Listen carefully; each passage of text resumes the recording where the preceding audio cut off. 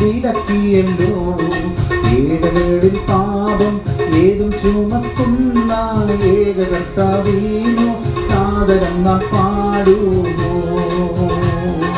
Hallelujah ഗീതം പാടുവോ. Hallelujah മാറിപ്പോകുമേ. വല്ലവൻ നമുക്ക് നല്ലവനായുണ്ട്. എല്ലാ ദാനങ്ങളും ചെയ്തരുളുമെന്നുണ്ട്. ദൈവനാമത്തിന് മഹത്വമുണ്ടാകട്ടെ. ഇന്നത്തെ പ്രഭാത ധ്യാനത്തിനായി 25-ാം സങ്കീർത്തനം 16-ാം വാക്യം.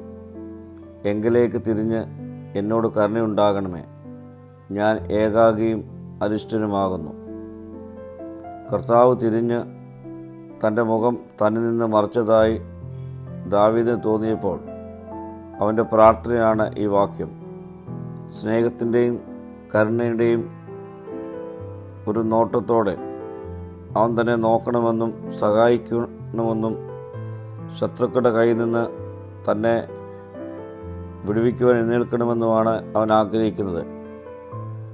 ദാവീദ് തൻ്റെ ഗുണങ്ങളോ നീതി പ്രവൃത്തികളോ ഉണർത്തിക്കുന്നില്ല, മറിച്ച് ദൈവത്തിൻ്റെ കാരുണ്യത്തിൽ തന്നെ സമർപ്പിക്കുന്നു. ഇസ്രായേലിൻ്റെ രാജാവായതിനാൽ ദരിദ്രനാവുവാൻ കഴിയുകയില്ല എങ്കിലും അവൻ മനുഷ്യരിലോ സമ്പത്തിലോ ആശ്രയം വെച്ചില്ല.